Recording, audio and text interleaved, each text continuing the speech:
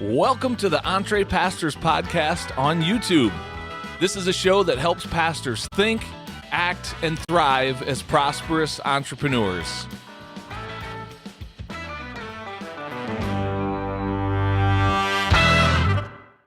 Well, hello everyone, and welcome to episode 12 of the EntrePastors podcast. Hey, in this show, we're going to talk about how to fund your church plant through business. Our guest today, Steve Erickson, is someone who has been very successful as a church planter, but he's also been very active in the marketplace as well. And he has a really unique perspective on how he has used his marketplace ministry to help fund his church planting ministry. You're in for a treat today. Get ready for a great interview with Pastor Steve Erickson. Check this out. Well, Steve, we are delighted to have you on the EntrePastors podcast. Welcome to the show, man. Thanks. I appreciate it. It's great to be here. Hey, why don't you start off by just introducing yourself to our audience a little bit? Tell us about where you are in the country and tell us a little bit about the work that you do, and we'll go from there. My name is Steve Erickson. Currently living in St. Paul, Minnesota. We recently moved into the city for a new work. We're excited about what we have going. I'm a husband of Ann for 20 years. We just celebrated 20 years of marriage in October here. Congratulations. Thank you. And awesome. We got two great kids. I've got a 15-year-old son named Asher and a 13-year-old daughter named Karis. Fantastic. And you've been in the pastor world for quite some time now. Is that correct? 23, almost 24 years. All right, that counts. Tell us about that. How'd you get into pastoring, and tell us a little bit about your journey in the pastoral realm? Yeah, I wasn't one of these guys I didn't grow up in the church. I never dreamed of being a pastor as a young person. In fact, my upbringing was pretty rough. Grew up in a home with alcoholism in the household, and I took that on myself at a very early age. 12 years old, I started using drugs and alcohol, and as you can imagine, a pretty destructive life that followed that. Got into my 20s, and my 20s were pretty rough years.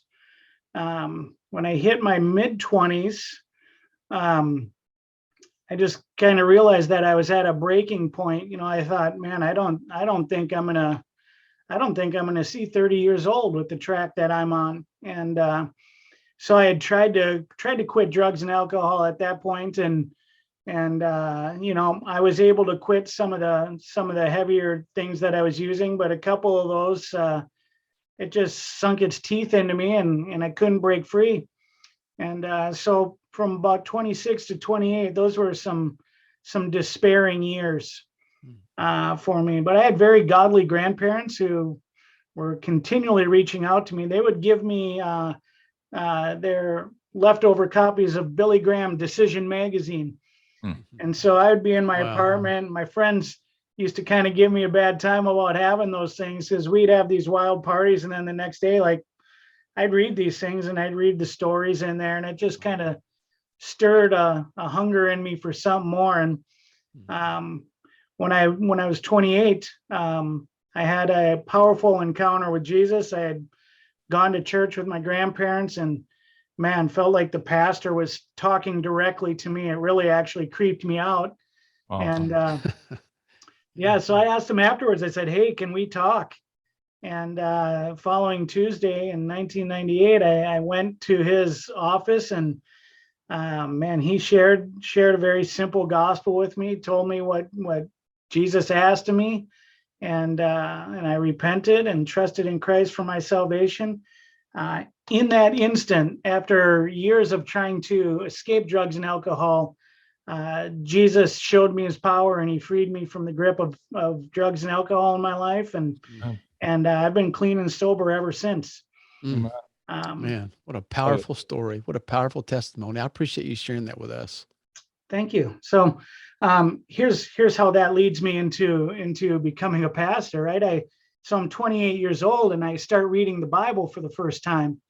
And man, I'm just infatuated with Jesus. I'm soaking in the Gospels, and And I want to know everything about this guy, this God who rescued me and delivered me in this amazing way. And I feel like really gave me my life back. And I get to the book of Acts, and I couldn't stop reading that. I'm just captivated by the life of the people in the book of Acts and the way they experience God in everyday life. So I would go to this pastor at the church where I met Jesus, and I'd ask him questions. And I don't know how that guy ever got any work done, because I'd literally go there probably every other day for about a month. But he always gave me time. And I just, through the process of those conversations and through praying and reading that word, I like, man, there's nothing. I've wasted 28 years of my life, and this is what I want to give the rest of my life doing, living this life. I had no idea what that looked like or how to go about that, but I knew what I wanted. And the guy I was talking to, he was the associate pastor of the church. His name was Butch.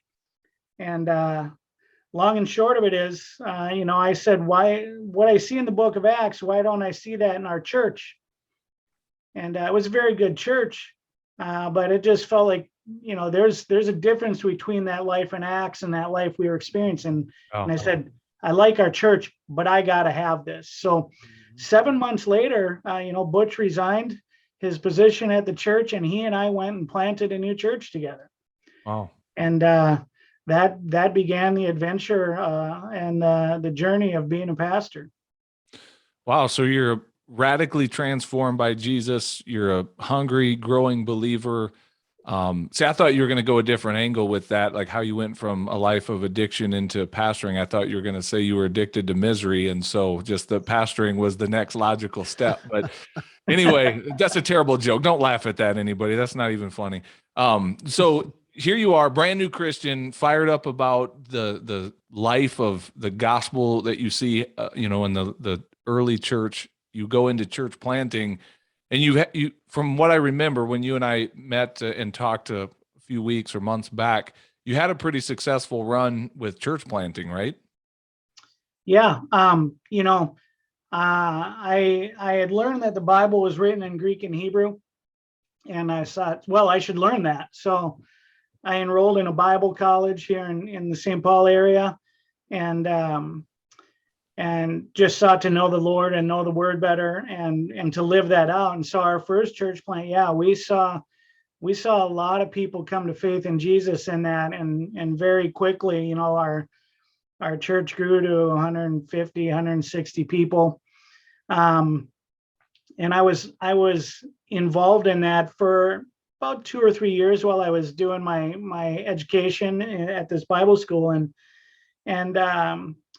man, I just felt like I got more to learn. So I went to seminary and was a pastor of evangelism at a church while I was in seminary. I thought, man, these guys are actually going to pay me to do evangelism. This is pretty awesome. I mean, I didn't make any money the first church plant that we did. I was waiting tables and whatever I could do as a young single guy at that point. When we moved to Chicago, I had met and married my wife. And so we were down in Chicago and finished up there, came back home to Minnesota with a newborn son. And we planted another church in another area in Minnesota and co-planted that with another guy. And thought I was going to be there 3 to 5 years, but the Lord moved us out in a year to plant another church in central Minnesota.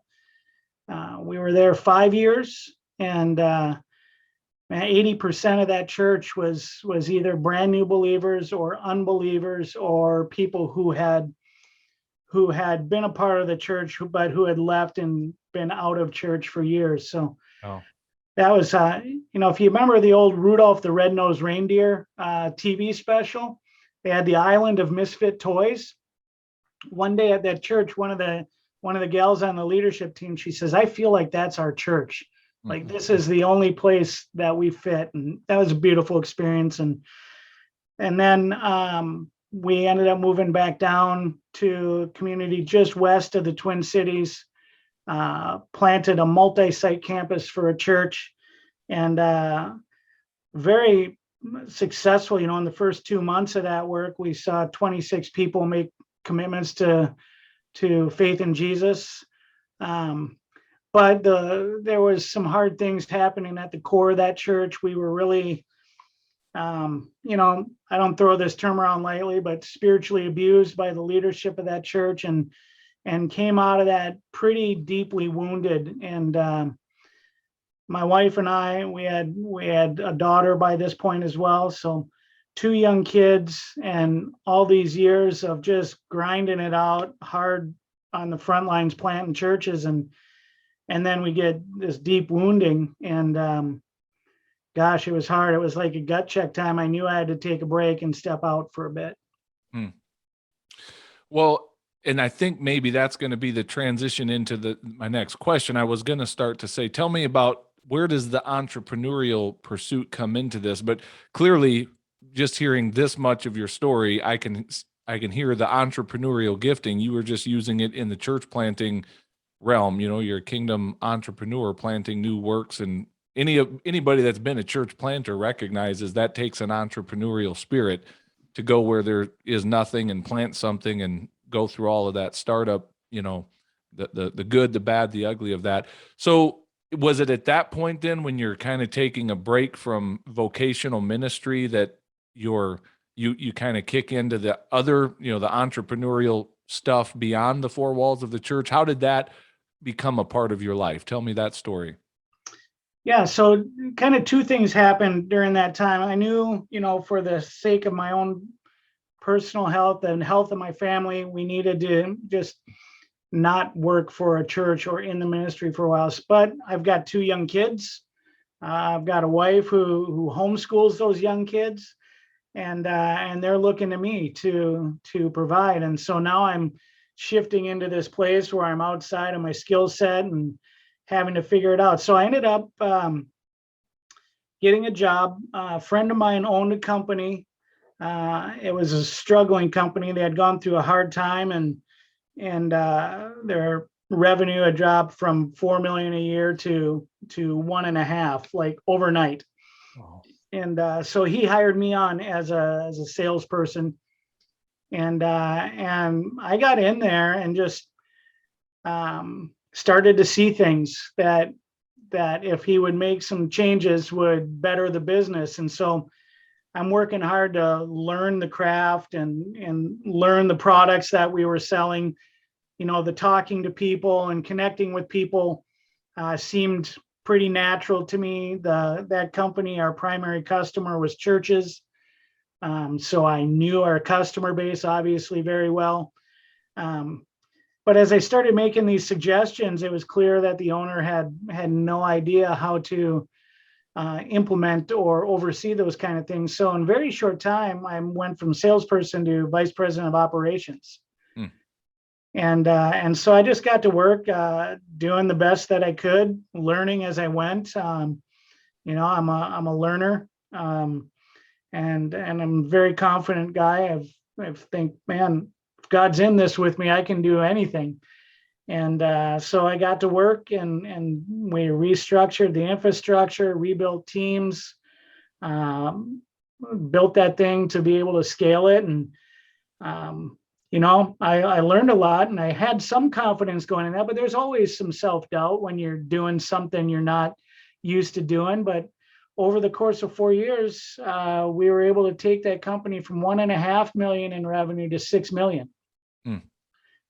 And so that was the transition. Along that time, I also, even though I was out of church ministry, my heart beats, for church planting and advancing the gospel. So I started up a small church planting network and just began coaching and training church planters and empowering and release them. So those are kind of 2 things that I started to do in that time that I was out of what you would call vocational ministry. So you don't have to answer this question if you don't want, but I heard you say that company you were working for primarily served churches. Can you say what that was, or what category that was in? Like, what kind of stuff are you doing, if you can answer that? Yeah, we sold audio, video, lighting systems for churches. So, projectors, lights, automated systems, all those things that help you to amplify the voice and get the music out so that people can have a good experience. So did you have any, like, other than just your experience in the church world, did you have any of that technology experience going into that, or you just kind of worked your way into that? No, I just figured it out. And, even after 4 years in there, I wasn't really good at that, but kind of the role that I slipped into, I didn't have to be. When you're in church ministry, one of the things that you do is you identify the gifts of the people in the church and you empower and release them to do that. And I just took that concept and did that in the business as well. I mean, I didn't care what my title was or the hierarchy. We had a mission, we had a goal, and we had brilliant people in there. So one of the things I did try to do, identify what are people great at and how can I position them to do that. And that's really why it wasn't my genius that made us go from 1.5 to 6 million. It was just positioning people to use what they do best.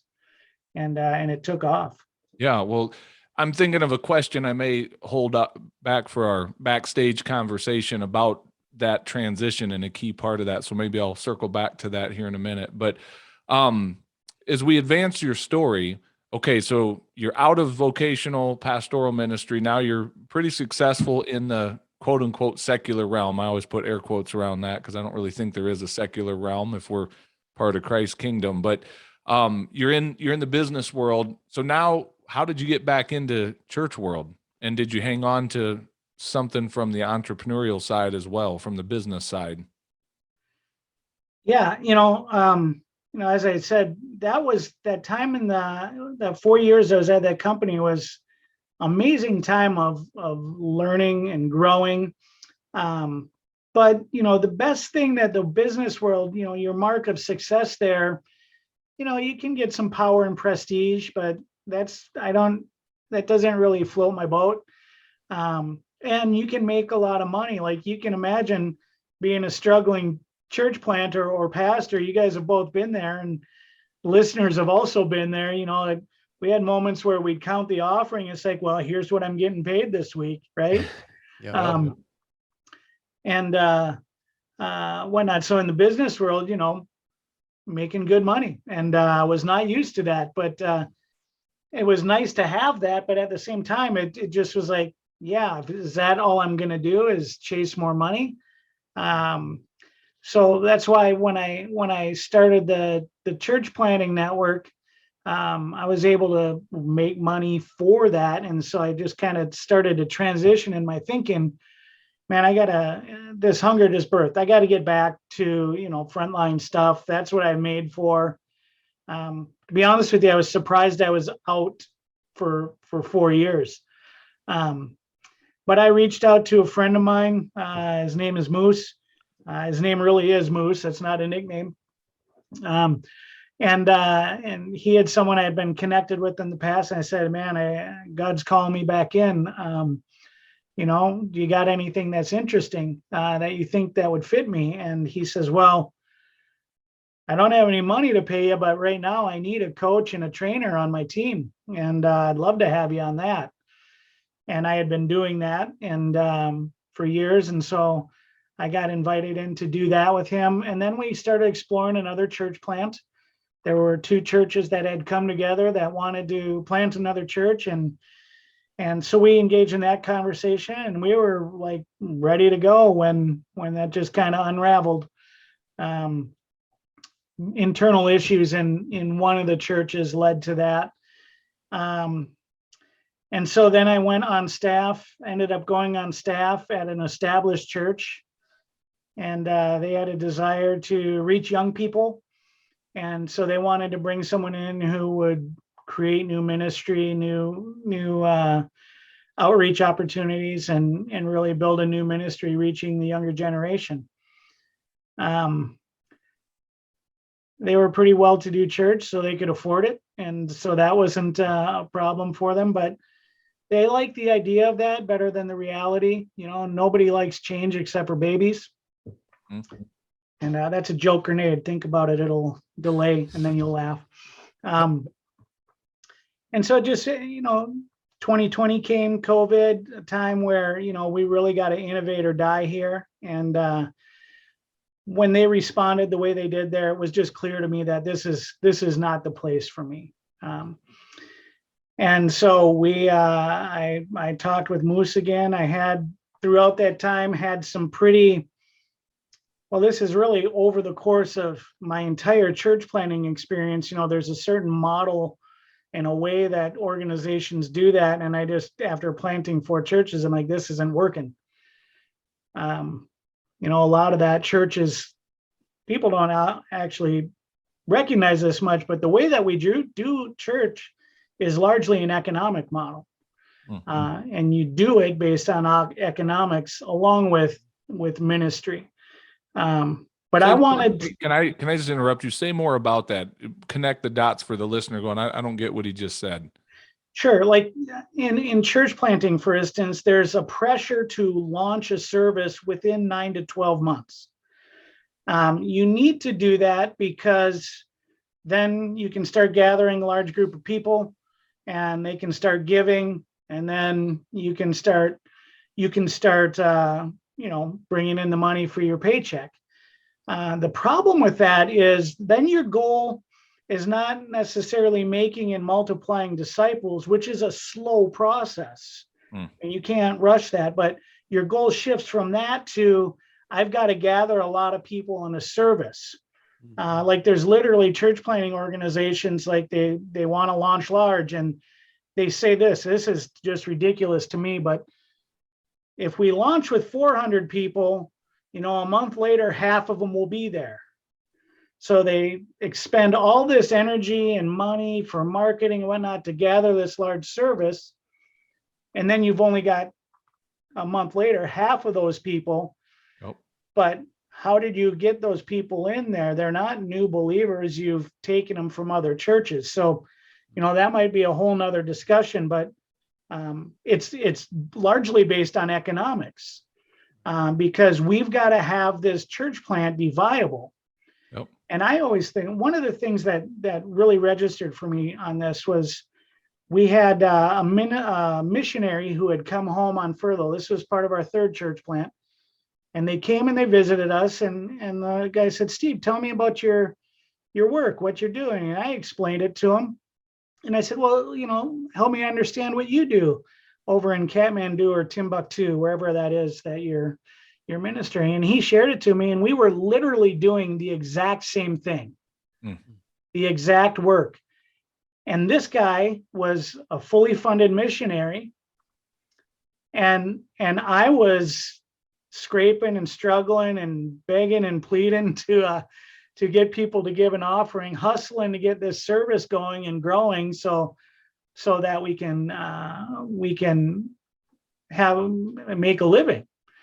And usually when our missionaries come back, they would ask us, to give to the Great Commission Fund that would support these missionaries. And after that conversation, the guy couldn't bring himself to ask our church for any money, knowing that every weekend, like I'm counting the offering. We had a counter. I didn't specifically do it, but they'd give me the number and I'd be like, all right, well, I guess this is what we get paid this week. And tell my wife, honey, here's what we gotta deal with. So economics drive that a lot. When we moved here to St. Paul, I wanted something that we didn't need we didn't have to have a big gathering so we could afford to do ministry. So that kind of shifted our thinking coming here to really try a new approach that didn't depend on let's get as many people in here as we can so they'll give an offering. Gathering a crowd is a horrible way to do ministry. I mean, you think about Jesus, he actually turned people away. Yeah. Well, and then once you go down that road, what ends up happening is you start focusing on who you don't want to lose rather than who you need to reach. Right. Once you get into that trap. Yeah. And that's a terrible way to do church. Yeah. Well, I know, Steve, when you and I talked, I think we connected on the subject of microchurches, not that we're here to prescribe that model for everybody, but this concept of these intentionally much smaller organic movements, and we don't have to go deep into that conversation, but obviously that doesn't fund itself very well. There's not a big gathering, not a big offering, so it's hard to write, checks for full-time salary out of that. So how are you doing that then as you're working in this church planting network, and obviously you have a heart to plant churches, and moving into maybe experimenting with a different model than some of what you did in your earlier years in ministry? How do you fund that? Yeah, great question. One of the things that I learned while I was in the business world exclusively, I had some of my best ministry ever in that time, right? Your listeners and you guys, you can ask yourself this question. If your salary didn't depend on it, what would your ministry actually look like? Like, as you're dealing with these problem people in your church, if you didn't have to worry about them leaving the church in the offering dropping, what would you actually say to them? Can you minister in a way that God's actually calling you to, or do you got to spin these plates to keep people happy? So that was kind of what I was thinking as I was working in business, and I thought that there's got to be a way for us to engage in ministry and do things that is not dependent on me. Like, I don't have to please people to keep my paycheck. And do things that violate my conscience or my calling because of my paycheck. So that's part of it. Another part of it is, the prevailing church model in the United States is not a real effective model as our culture is now. We are right now in the midst of the greatest decline of Christianity in the history of our country. And the church is not doing a great job of reaching new people with the gospel, particularly people under 40. If you look at the stats there, the younger the generation gets, the smaller and smaller and smaller amount of people who are believers are. And so when the boomers pass on, and when the Gen Xers pass on, and there's millennials and Gen Zers, there's a crisis coming. And so along with the economic side of it, I mean, even more so is, instead of putting the Sunday gathering at the center as the organizing principle of the church, what if we put making and multiplying disciples at the center and built everything around that organizing principle? What would it look like?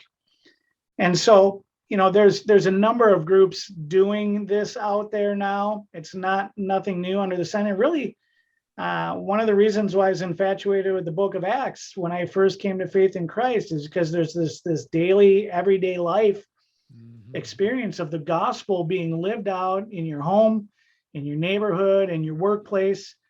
If you take those basic principles, bring them into our culture today, how would you model a church like that? So what we're establishing is basically an equipping center, a mission agency that will serve disciple makers to make and multiply disciples where they live, work, and play, have a microchurch emerge out of the fruit of their disciple making, where they'll gauge on a micro level, they'll gauge in worship, mission, and community.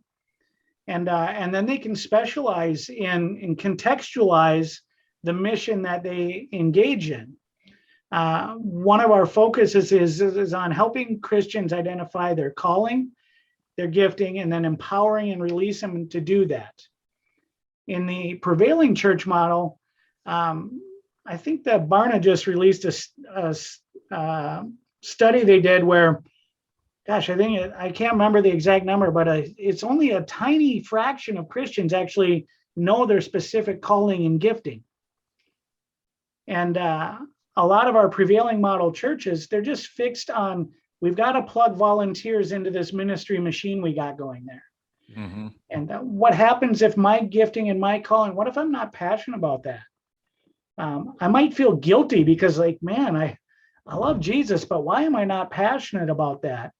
I think that prevailing model, it's not bad, it's not sinful. I think it's just very reductionistic and limiting for people. So what we're trying to build, and I'm not saying I got it all figured out, but I know we've got to do something better and something that empowers and releases people to live out their unique calling where they live, where they work, where they play.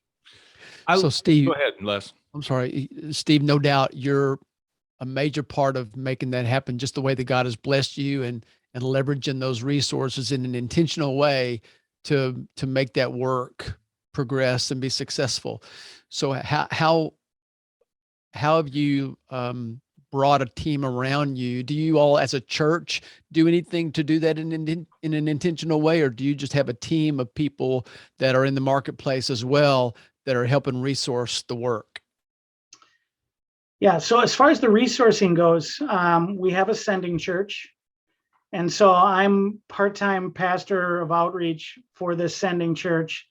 And then they're providing some support for me. And within that context, I can invite people into what we're doing.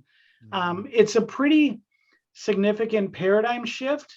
So it's a slow and challenging one. So we've got a number of families that we're talking to about that and slowly bringing them on board with us that way. Also, we just felt convicted, and called that, hey, we got to do this. And so we sold our house in the suburbs. Nothing against the suburbs, but it was God just called us into the city here. We're in a neighborhood within St. Paul that has 30,000 people. And Wow. There's not one what we would call evangelical or Bible believing church here. Mm-hmm. So the need is enormous here. So we came here, just my family and I. A lot of times when you church plant, you have a core team. Yeah. So some people refer to it as a parachute shop or a pioneer mission. And that's how I've done most of my church planting, take a few provisions, go in, start sharing the gospel. So what we're doing here is we're reaching out, we're cultivating relationships, we're looking to have spiritual conversations with people. As soon as we have some significant spiritual conversations, we invite them into evangelistic Bible study, a discovery Bible study. And as they start to respond to the gospel, then we disciple them to reach out to their sphere of influence, their network of relationships. Currently, we have, you say, how many people do you have? One of the things we always get asked, how many people are in your church? Right? Well, everyone in my neighborhood, 30,000. Right? But we have, my wife and I just counted this up recently. We've got like 50 people that we're actively engaging with on a relational basis, seeking to have those spiritual conversations. As they start to bear a little fruit and have a little bit of interest, then we invite them into those discovery Bible studies as people start to respond to the gospel. And then that's when a micro church will emerge out of the fruit of that work. So I want to go back to because here's what I'm hearing, Steve. You are part of what's paying your bills is you're on staff part-time with your sending church, and there's maybe some outside financial support coming in. But going back in the conversation, I heard you make that point that when you were in the business realm, you had more opportunity for ministry there so much of the time than what we have inside the four walls of our church. So speak to that, Pastor. Well, first of all, I'd love to hear more. If you have something more specific or in addition to, here's some entrepreneurial things I'm doing to build a business that's funding, our ministry that's happening here. I'd love to hear that. And then just in general, speak to that pastor that's out there that's on that journey or thinking about taking that journey into the workplace, so to speak. What would you say to them? So I'll let you go in any direction you want with that question. Sure. Yeah. First, I'll say, I've got about 3 or 4 income streams right now. I've raised some support. We've got a sending church. I do coaching, training, consulting, leadership development, organizational development type things. So that's that. I'm looking actually to accelerate that a little bit. And then I'm working with a business owner friend of mine to start a trades academy.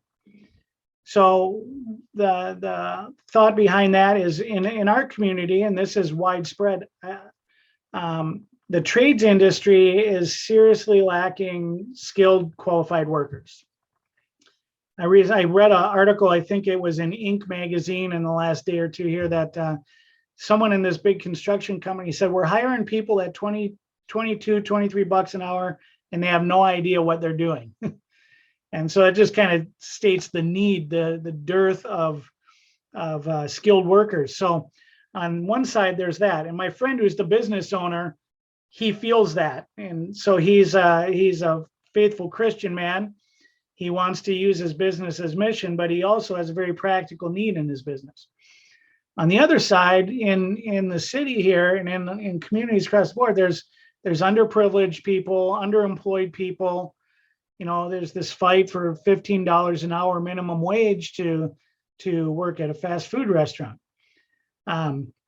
If we thought, man, if we could do something kind of in the middle of that would help these underprivileged, underskilled people to gain skills to get entry-level jobs, we can meet a need on the corporate side of these businesses who need people, and then we can provide a pathway for people who need a hand up.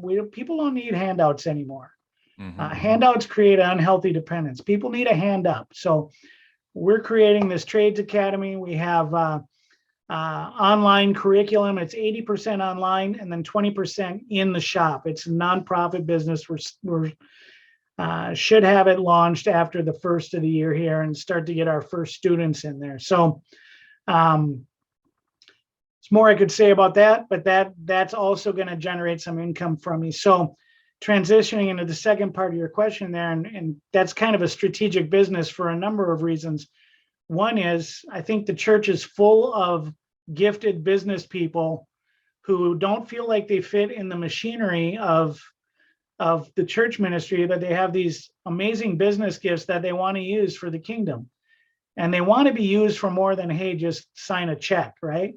They're generous, they're able to do that, but there's a reason why they're successful in business, and they want to offer that to the Lord. So my friend, Caleb, he wanted to do that. We've been talking about using business as mission for years. The other part of that is this nonprofit company, this on the ministry side, so on the church planting side of things, this is going to allow me to engage with so many people in my city who have real everyday needs.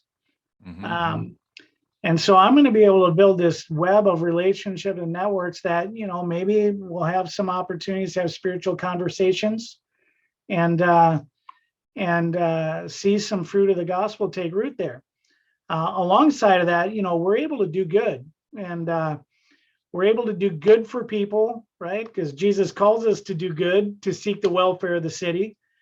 And then we can plant seeds of the gospel and bear that fruit. So not only is it a business, so as our listeners are thinking about, hey, how could I get into business? What I could do is there is opportunities to engage in ministry and business that meets the social needs of the community that you're in. So I would say, if you're trying to think of a business to start, what are some of the great needs of your community? And is there a business that you can start that, one, meets that need, and two, provides an income for you that takes pressure off you to have to, build that Sunday service? You can just do grassroots, make and multiply disciples. The gifts that we have in ministry, they transfer in so many ways. Simply loving and serving people provides you so many opportunities to reach out with the gospel. But yeah, I would say, start with thinking, what are those needs in your community? What are the social ills? What would be something that you could do? I think this is particularly important for small rural communities, right? Because a lot of times church planters don't go to small rural communities because they're not going to be able to launch large and create this big thing that's going to generate the income. But if you're entrepreneurial, and you can start a business, do one that meets a specific need in the community, generate that income, then you can do slow ministry that takes the financial pressure off. Well, Steve, what you just mentioned about identifying those needs in the community and the different skill sets that these ministry leaders bring to the table is a whole different conversation. So what we're going to do, the time for this part of our conversation is about to come to an end, but we do want to invite you backstage with us for a few more moments for anybody that wants to do a deeper dive on some of those things to get very, very specific. But before that, John and I want to thank you for coming on and having this conversation. And there are so many people that are part of our listening audience that are right where you are. And as this interview on this episode remains, in the future, in the years to come, Lord only knows how many of our tribe, how many is going to be added to this group of people that are trying to figure it out, and planting these smaller congregations in communities, and then just seeing what happens, but need to get more and more creative about how those things are funded. So, John, I'll turn it back over to you. Well, yeah, I was just going to say, Steve, before we sign off on our first podcast here, if someone wanted to reach out to you, I'm curious to follow your journey into this new venture, as you're getting this academy going, but even into the microchurch conversation, if someone wanted to reach out and connect with you, what's the best way for them to find you online? Yeah, well, my email address, give that out to you. It's steve@cultivatecpc.com. steve@cultivatecpc.com. You can find us on Facebook, Cultivate Network. It is, www.facebook.com/Cultivate Church Planting Center. Fantastic. Well, we'll join you backstage here real quick. And again, we're grateful to have you on the show, Steve. So talk to you real soon. Thank you. Well, hey, thanks for watching this episode of the EntrePastors podcast. Make sure you hit that subscribe button so you can be notified every time we release a new episode. If you'd like to get connected to other pastors who are learning to think, act, and thrive as prosperous entrepreneurs, then we invite you to check us out on Facebook. Just search for the EntrePastors Connect group, answer a few of our simple questions there, and we'd love to include you in the conversations. And if you're really ready to go to the next level, then we invite you to join our EntrePastors membership community. When you become a monthly subscriber, you will receive access to courses, exclusive community, and coaching that will help you along in your own EntrePastors journey. If there's anything else we can do to serve you, please visit us at EntrePastors.com, and we will do our best to serve you there. God bless everybody. See you soon.